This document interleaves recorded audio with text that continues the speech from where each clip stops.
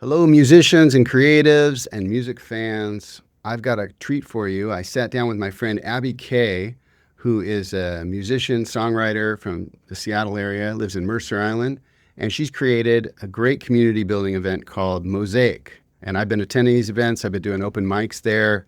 It's super fun and engaging, and it's really an experience to stretch out your own skills and your own music or art, or it's a chance to witness others doing so. So she's going to tell us a little bit about how it came to be, and I hope you enjoy the video. Let me know what you think, and hope you share this with other people, especially in the Seattle area. Love to see you at a Mosaic event. Thanks so much. All right, so hello, Abby. Good to see you. Hi, How's it going today? it's going well. I can Good, see. good. Yeah. So, we met a first time through the Mosaic MI event that I attended, and you had already been hosting Mosaic events. They're like a blend between like an open mic and a songwriting circle and kind of an experience for people to come and witness. So I went and attended with Jonathan Plum. We got to play a couple songs. It was really cool. And then I've gotten to know you a little bit and learn a little bit about you. But I want to just have you take a moment and share with us Mhm. about how you got into songwriting and how your journey kicked off that you would eventually find yourself leading something like Mosaic MI events. Yeah, thanks, Dave. Sure. Um, well, music has always been a part of my life. I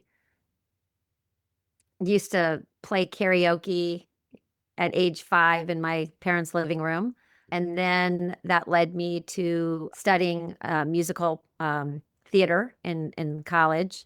And instead of moving to New York and waiting tables, I veered away from that. And I wasn't very musical for a number of years. Mhm. And I guess it was my late 20s. I was given a guitar and a guitar class.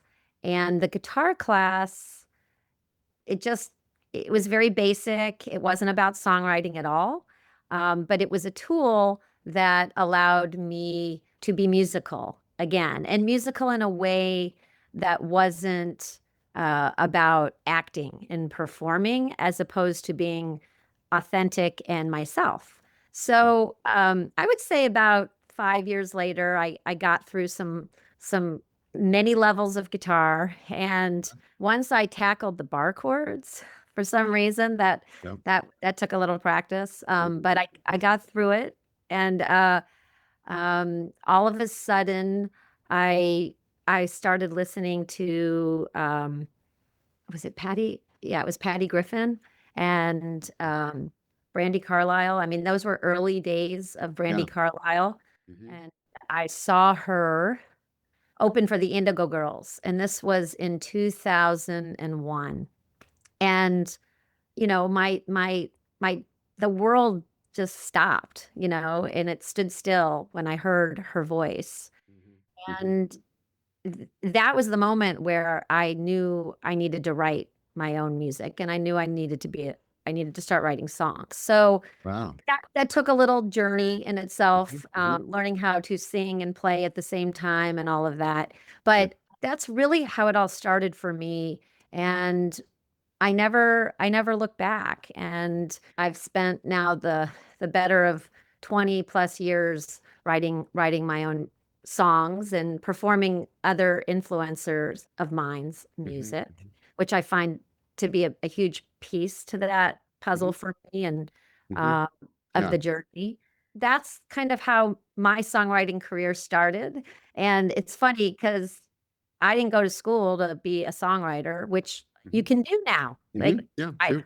I'm sure you could do it 30 plus years ago, but I didn't know about that. So Mhm. Mhm. that wasn't a known entity in the Midwest of Louisville, Kentucky. My school didn't say, "Oh, here's a school for songwriting and Right. music."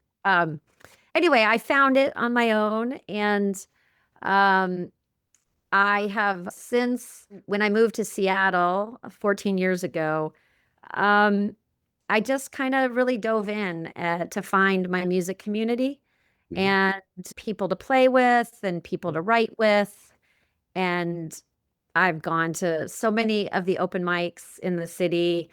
Travel was never a barrier for me. And I was also a night person. My career at the time was always evenings and weekends. So I was very used to that schedule anyway.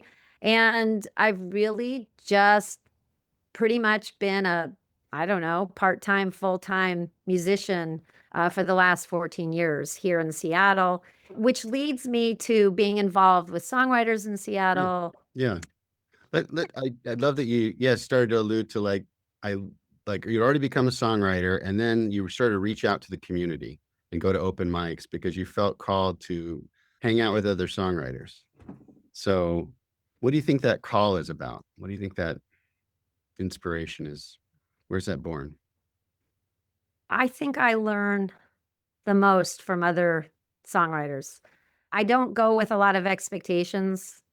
Sometimes I don't even go thinking I'm going to play, especially if I'm by myself. And at the time when I didn't know a lot of people, I wouldn't know a lot of people. So I didn't know if I was going to have the courage to get up and play. It depended on the Hmm. vibe, Hmm. Hmm. scene, how long was the list, et cetera, et cetera. So I would attend many open mics where I would just watch and observe. And Right. just Right. at the time in my life, it was a chance for me to have a break to spend time on me because Hmm. I had young kids. It gave me a chance to recharge. Hmm. And even if I don't specifically know what I'm looking for to learn and watch, um, I absorb it. It just Right. sometimes things absorb into my life without even being conscious of it. So Right. Yeah. I don't know. It's It's like the just magic of music in a way yeah, too. yeah, Yeah. I mean, other things can do that too, but I think there's something about being in the music. I like even when you're describing like the guitar class, you're like showing up and you're learning chords with other people, and all of a sudden it's like you're just in something, and then it's building, and you don't even know where it's going. correct. And Maybe most of my journey, like most people's, what I wanted was this, and it looks nothing like that, but it's right. great. Hmm. That's right. Yeah. Yeah. So Exactly. Yeah. anyway, yeah. So I've spent just so many years doing that, and ultimately where that has led me today and how I met you because of Mosaic Hmm. was there was nothing exactly like Mosaic out in the Seattle area that I Right. have found. Hmm. That was not really the goal, to be different. What ultimately happened was there was a need for it, certainly on the east side of Seattle. Yeah. For sure. Um, and living in a place where there was no open mic or no music for adults always bothered me that I could move to a community that didn't have that. So finally I said that has to change, and one thing led to the other, and that's how Mosaic started. But I think it's more about creating a place for anybody in any level of music and performance to Hmm. come, know that they're going to be in a very safe and supportive environment. You can watch and have a great time and not play, and get a lot out of it, kind of like Yeah. what I used to do. Hmm. Yeah. Or you get to play. And for Jonathan, for example, in hindsight, like he told me he was terrified, but he loves it and he, Mhm. continues to come back. So that's just one example, but that happens a lot and Right. Right. happened to me. Right. I'll never forget my first open mic. Right. It's a really special experience those first times, right? Where you're kind of like you're so nervous and you're just so happy to have it over.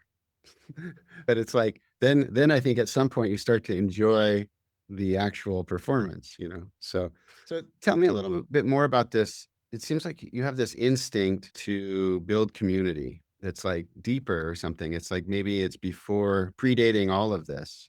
It's like, did you create a lot of community events or attend a lot of community events growing up? Did you like, where do you think this intuition or this call you have to build community comes from?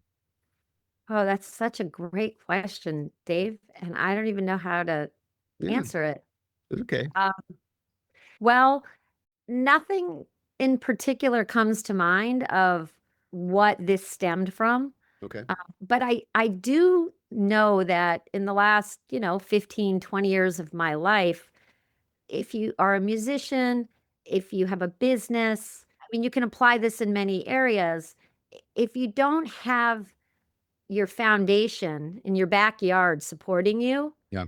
it's very difficult to go beyond that and be successful and grow. Hmm. Hmm. And I think that little nugget was instilled in my like learning and observations, and I didn't always understand that or even know how to articulate that. But I had a friend who, a musician who I've written songs with, and Hmm. he lives in California, and he was telling me about this concept that he was doing in his hometown, and it was a little different.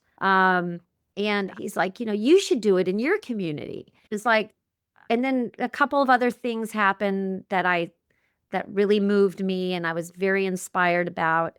And that's Huge. kind of really how it started Yeah. because I mean, you can move mountains when you can go outside and you have your neighbors and your friends and your Mhm. Yeah. community behind you. Hmm. Hmm. Yeah. I really I, think it makes a big difference. So I I feel do too. I do yeah. too. And like I'll relate it to like when I started learning to meditate and going to meditation circles.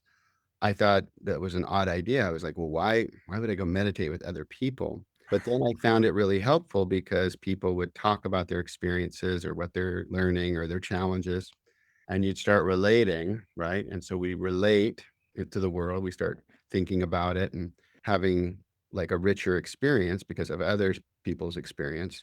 And I started thinking about this in other groups and like thinking, well, I think in a way, every human.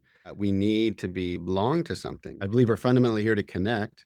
And so when we're not connecting, then we're sometimes feeling, like we're astray or on our own or a solo adventure. And it's can be really tough. And I think so. What's interesting is like with a lot of musicians I know, and I've been a musician a very long time, as you know, and you have too now. And it's like a lot of musicians, I think, have this like me against the world sort of attitude, especially like solo artists. They're kind of like, it's like them, and it can be like almost competitive or something where and I think there is some natural stuff around that, like selling tickets or how many people come to your shows or whatever.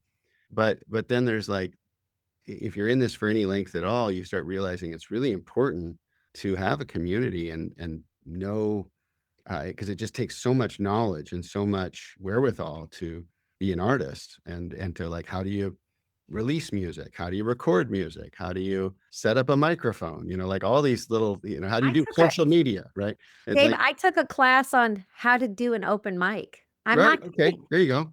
Yeah. How do you plug in? Mm. I mean, there's so many like nuances Right.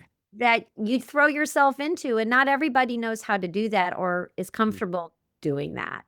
Right, sure, we're not born with No. all these multifaceted bits of knowledge. So Right. yeah, I just think it's cool because I think when I met you from the very first time, I was like, wow, Abby really gets community. Like you really get the power of community.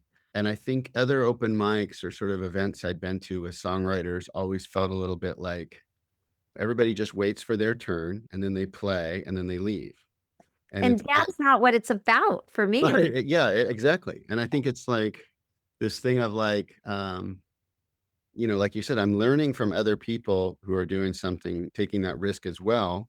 And sometimes we learn because, we're excited by what they do and everything. And sometimes we don't get it at all. Like sometimes we'll watch something and I'm like, I don't understand what they're doing, but can I be curious to lean in and learn a little bit? Is there something there? Wow, what inspired them to do this? Why are they up on stage? And I think that's a really kind of under celebrated part of this community building of like that diversity that really is happening. Because when you see someone doing something that's not what you would do, it's like, oh, this is enriching all the influences and things that I have at my disposal, even if it's what you don't want to do. Right?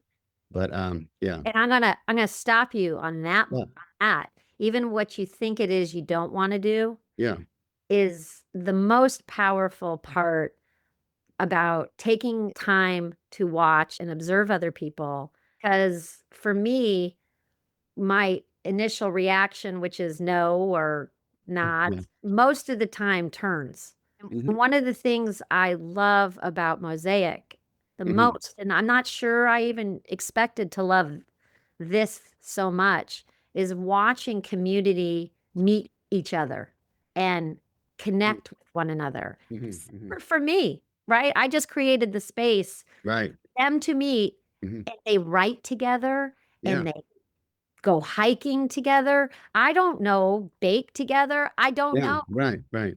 But that to me is the magic, because Hmm. that is when I collaborate with another songwriter. Most of the time, we don't write alike, and Right. Yeah. Of we course. don't. Of course not. We're, Yeah. we're extremely, extremely different in terms of our songwriting, but those make the best. Those are the best things. Yeah. Not necessarily even the song, it's the experience of connecting. Like you just, like you said earlier, like Yeah. connecting with another person Hmm. that you have a lot in common with, although you each bring your own, experiences to the Yeah. table. So, Totally. Yeah. I love that. What would you like people to know about Mosaic, or if they were to attend an event, what would you have them expect, and any last thoughts? yeah. First of all, I'd like if you come to Mosaic, well, everyone's invited and Mhm. included. It's free to go right now to attend. Free of charge. Yeah. You'll be fed, you'll have liquids, you'll be comfortable. And I really like to say you really should have no expectations, because Mhm. if you come having expectations of what the experience is going to give you, you're going to already build walls that are Yeah. up, that are preventing you from experiencing the power and magic of Love it. Mosaic. Yeah. Come with no expectations and be enriched and meet a new friend or And two. meet people. Yeah. And even if you don't want to meet people, come and don't talk to anybody. That's fine. But you'll want to come back, and you'll slowly. I met a gentleman last week at Mosaic, and it's the second time there, and he's like, I haven't put my name in yet. Uh-huh. But I feel Uh-huh. like it's close, and I'm like, you Nice. keep Yeah. coming.